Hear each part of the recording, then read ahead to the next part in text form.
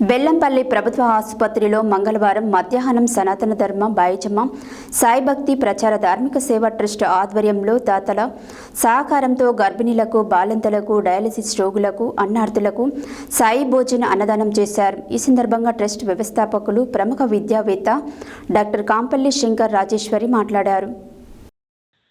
బెల్లంపల్లి ప్రభుత్వ ఆసుపత్రిలో మంగళవారం మధ్యాహ్నం సనాతన ధర్మ బాయిజమ్మ సాయి భక్తి ప్రచార ధార్మిక సేవా ట్రస్ట్ ఆధ్వర్యంలో ట్రస్ట్ దాతల సహకారంతో గర్భిణులకు, బాలింతులకు, డయాలసిస్ రోగులకు, అన్నార్థులకు సాయి భోజన్ అన్నదానం చేశారు. ఈ సందర్భంగా ట్రస్ట్ వ్యవస్థాపకులు, ప్రముఖ విద్యావేత్తలు డాక్టర్ కాంపల్లి శంకర్ రాజేశ్వరి మాట్లాడుతూ, ట్రస్ట్ ద్వారా ఆకలితో ఉన్నవారిని అతిథి సత్కారంతో ఆదరిద్దాం, అన్నదానంతో తృప్తిపరుద్దాం అని ట్రస్ట్ వ్యవస్థాపకులు, ప్రముఖ విద్యావేత్తలు డాక్టర్ కాంపల్లి శంకర్ రాజేశ్వరి పిలుపునిచ్చారు. సేవే లక్ష్యం, సేవే మార్గంతో ట్రస్ట్ కొనసాగుతుందని, మానవ సేవే మాధవ సేవ అని త్రవిద్య, శ్రవిద్య, త్రయాక్షర్ తెలిపారు.